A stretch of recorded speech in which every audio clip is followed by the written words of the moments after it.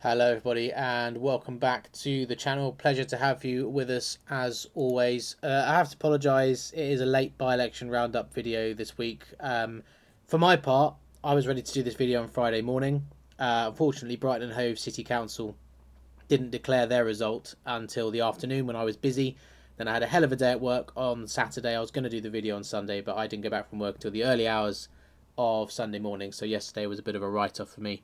I spent it in a sedentary position watching Super Sunday and the Formula One for my part. So here we are. We're doing it on a Monday. Apologies for the late video, but here it is for you. So it's going to be a bit of a hybrid video, this one. It's going to be by-elections predominantly. We're going to do that first. But then quite a lot's happened over the weekend as well. So we're going to have a quick look at some news afterwards. So there may not be an independent news video this week. With regards to the news video I did last week, thank you very much to everyone who watched it and commented. There was a lot of comments saying that you would like to see more of those sorts of videos, so I will try to do them. I'm not going to do them too regularly, I don't think. I'll just do it when I have something that I think I can have some sort of input on. So yeah, it's not going to be the main thing of the channel. It'll be a bit of an extra thing that maybe we add in a bit more as we go along. But thank you for engagement on that, and I will try to get some more of those out. And this one's going to be a bit of both. So first off, let's get straight into these by-election results.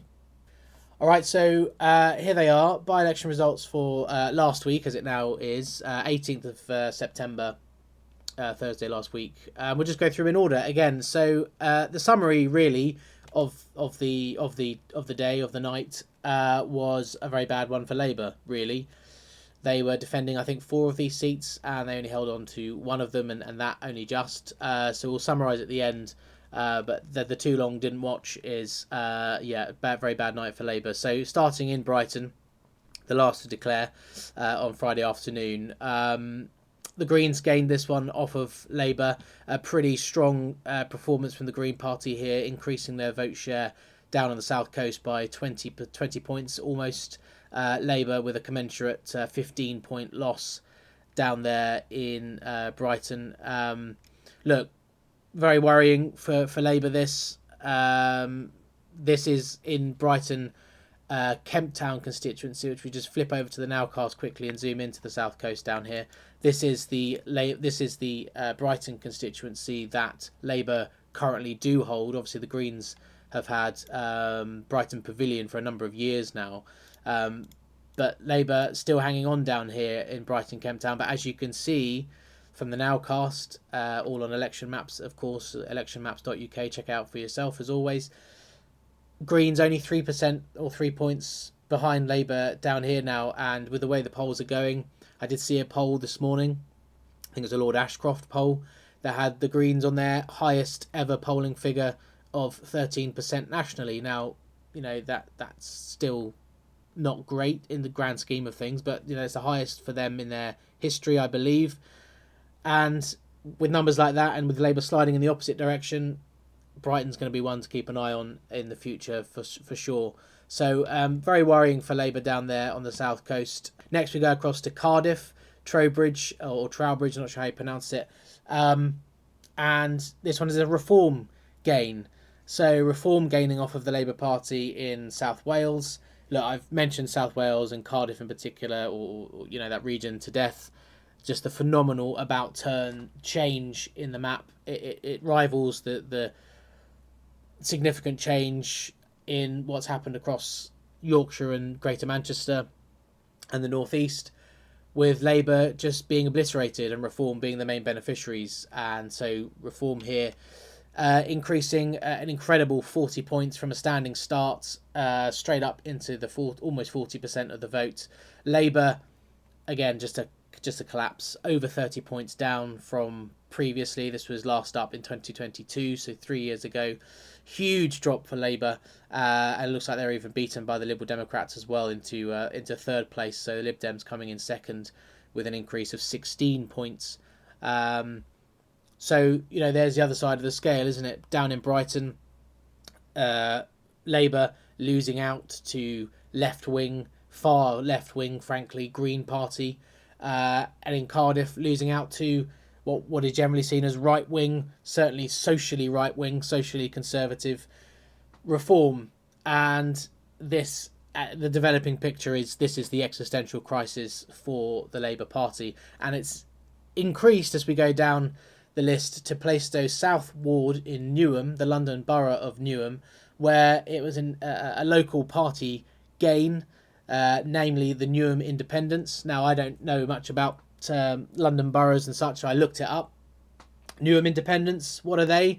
Well, when you go onto their website, the thing you see in abundance is Palestinian flags.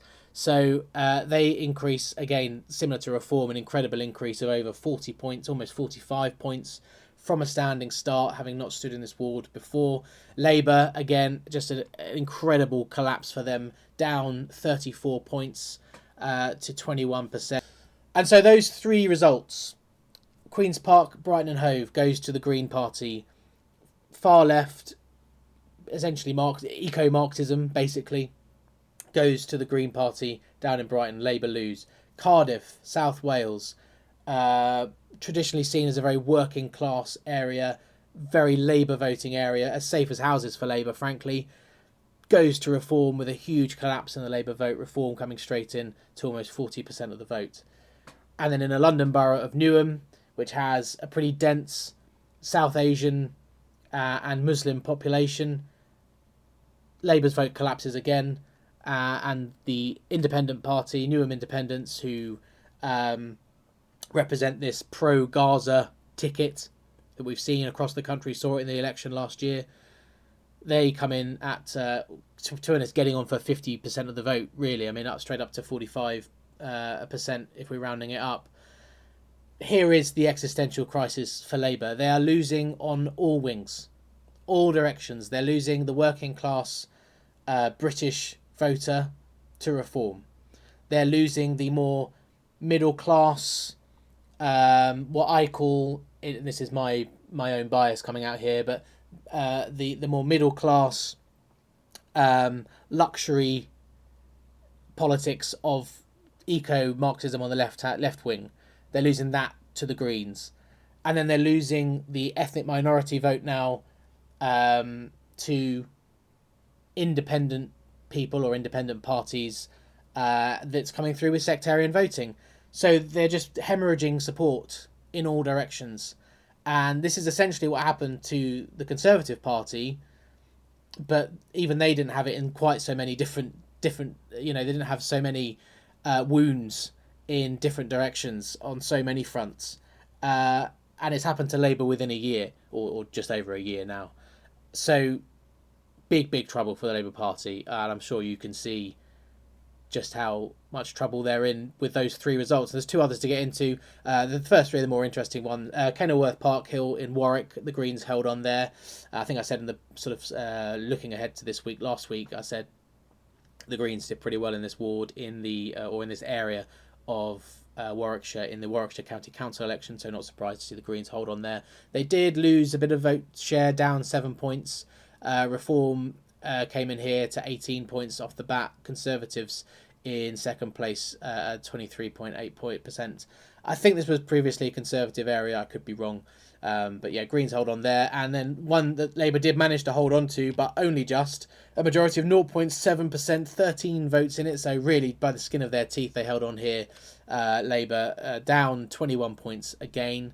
Liberal Democrats in second place, increasing by 15 points, ran them very, very close. But Labour did manage to hold on there in Warwick. But look, we've gone through the summary really there, halfway through, looking at those first three. Labour are in an existential crisis. So before we get into the news, and I appreciate this is going to be a bit of a longer video than we usually do, because I spent a bit of time in that by-election roundup just looking at Labour's existential crisis, and we're going to have the news coming up. So this is going to be a bit of a longer video, but just before we get into that news section, just a look at next week's by-election, or this week's by-elections as it now is.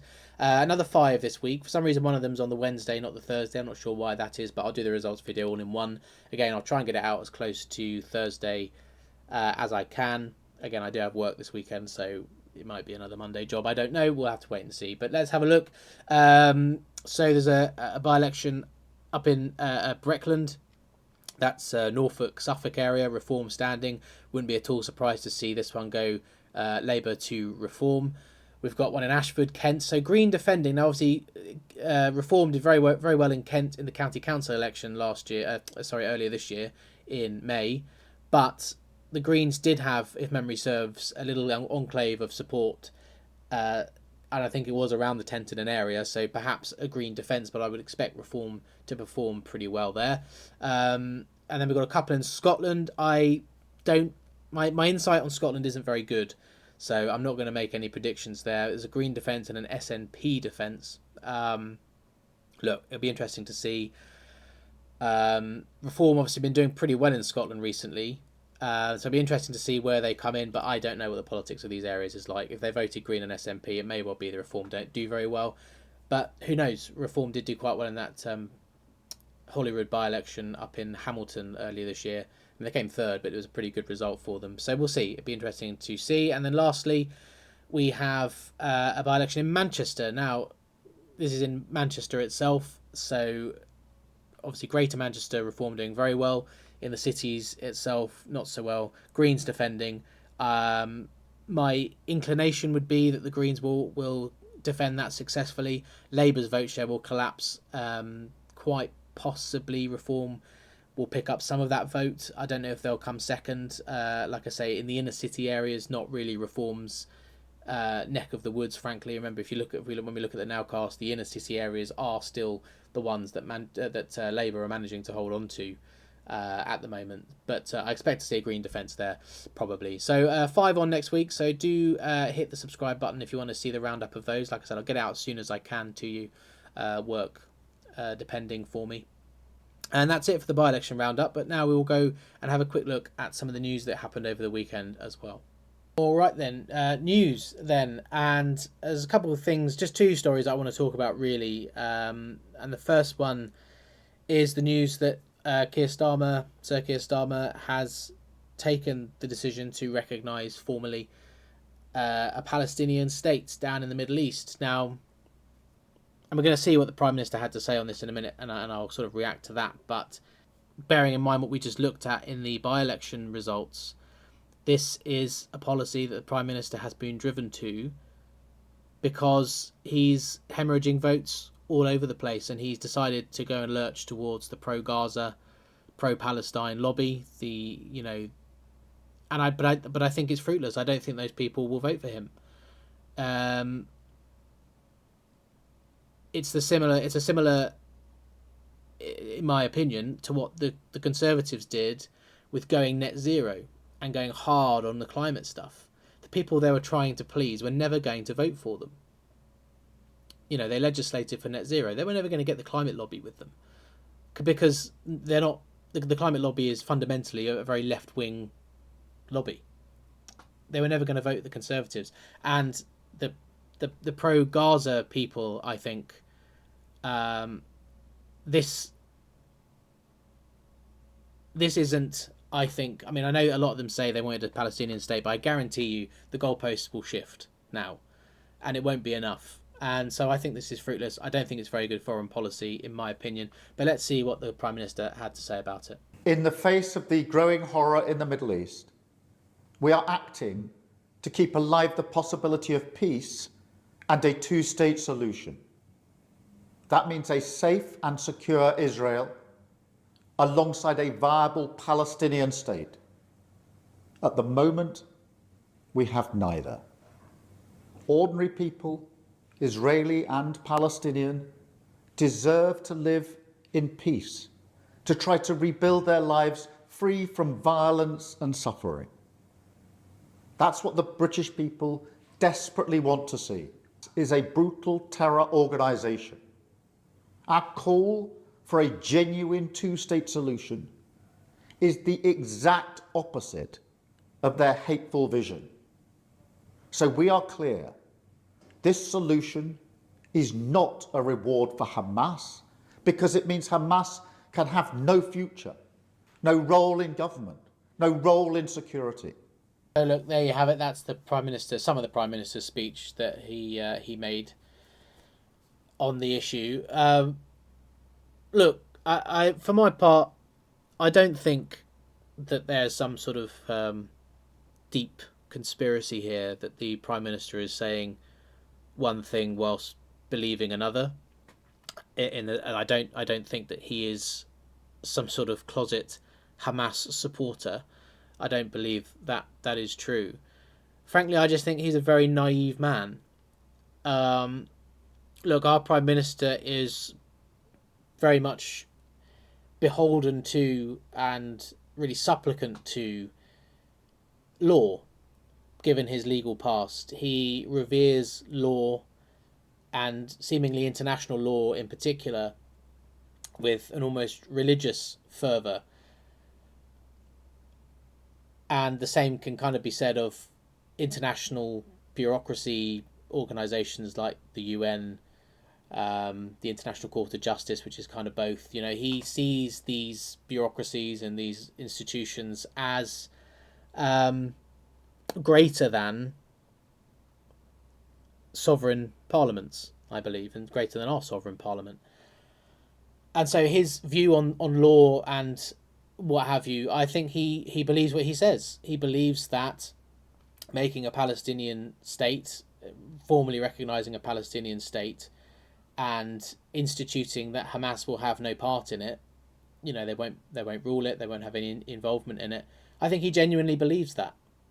Now, I think anybody with an ounce of critical thinking can see that that won't be the case. Hamas will very much be running it. There's been nothing laid out. I mean, he says he's going to sanction Hamas leaders. I mean, that they couldn't give a monkeys, frankly.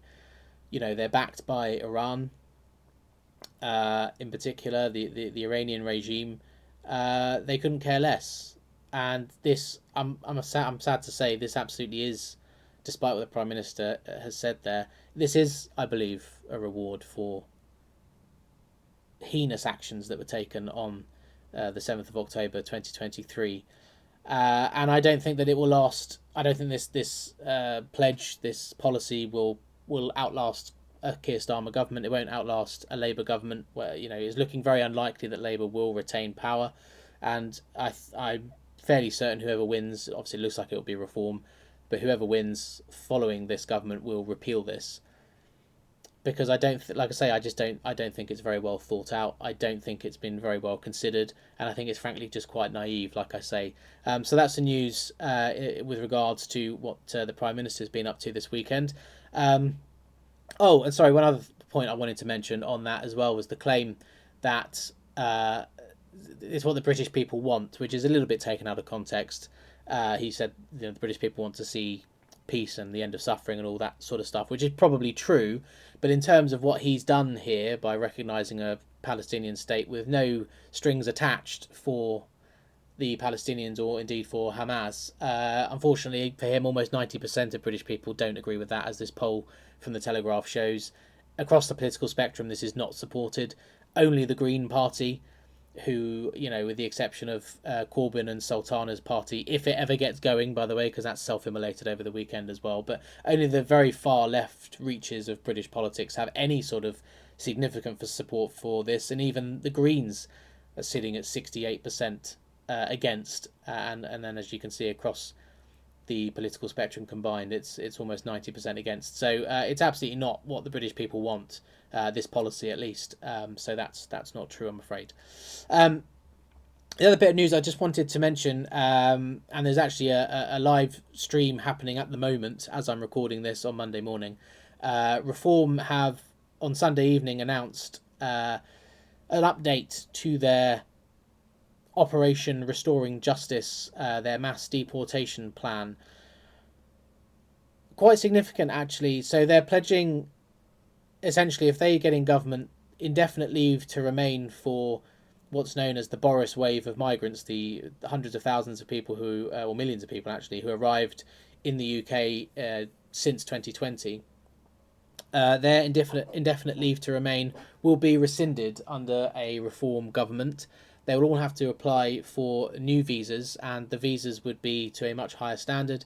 There would be a higher wage threshold, and also, significantly for the Treasury, none of these migrants would be eligible for welfare in the United Kingdom. So quite a significant policy update, I suppose, is the word for it, or upgrade, maybe, depending on what your viewpoint on it is, by Reform. So essentially, they're expanding out their operation Restoring Justice, which was initially, when it was launched a few weeks ago, all about detaining and deporting illegal immigrants. That's essentially now been expanded to legal migrants, people who came to the UK legally in the Boris Johnson era government, that they'll have to reapply, and if they don't cut the mustard, they will have to leave. So a shift further right on immigration from Reform there. We'll see what impact, if any, that has on their polling numbers in the coming weeks.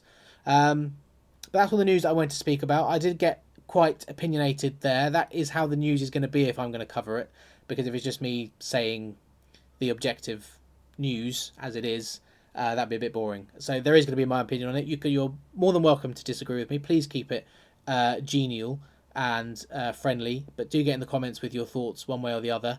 Let me know again on the news if you want to see it, if you don't want to see it, all the rest of it. Thank you very much for watching, everybody. Please do, if you enjoyed the video, hit the like button. It does help the channel greatly. And if you would like to see more videos, you're not subscribed already, please do press the subscribe button and the notification bell so you know when a video comes out.